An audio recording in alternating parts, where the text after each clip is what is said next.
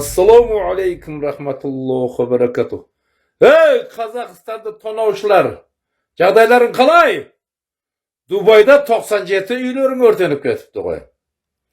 Баяғыда Ринат Зайытов айтқан еді, бір қазақ 3000 үй сатып алыпты. Дубайдан 3000 үй сатып алып деп. Өрт түсіп жатыр дейді ғой үйлеріңе. Енді өздерің бастарыңа да өрт түсіп кетсе жақсы болар еді. Сендер Дубайдан үй сатып алатын, тек қана елді ойламай, өздеріңнің қара бастарыңды ойлайтындар. Сендер құрымай, Қазақстан оңалмайды еш уақытта. Сендер құрсаңдар ғана оңалып қалады. Тонап Дубайға апарып тықтыңдар.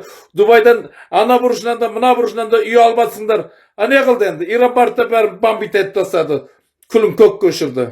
Енді сендердің отбасыларыңмен, бала шағаларыңмен, қатын бала шағаларыңмен барлықтарың күлдерің көк күшіп кетсе, өте тамаша болар еді. Біз сендерден құтылар едік. Сендерден құтылмайынша қазақ елі оңалмайды. Сендер құтылуларың керек. Сендер жоғалып кетулерің керек. Құдайдан тағы да сұрайық.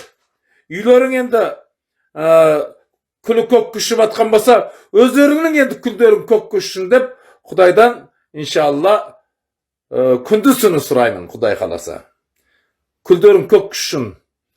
Қазақ елдерін осы дәрежеге алып келіп, бәрін банкрот қылып, 35 жылда мінекей қазақты осындай қылып, ауыздарын жерге ашып, көбісін акарашка сатып алатын ақша таба алмай, сондай көшеге қаңғытып қойған сендер күлдерің көк күшін шіріп өліңдер деп, мен осы түсірілімді аяқтамақшы отырмын.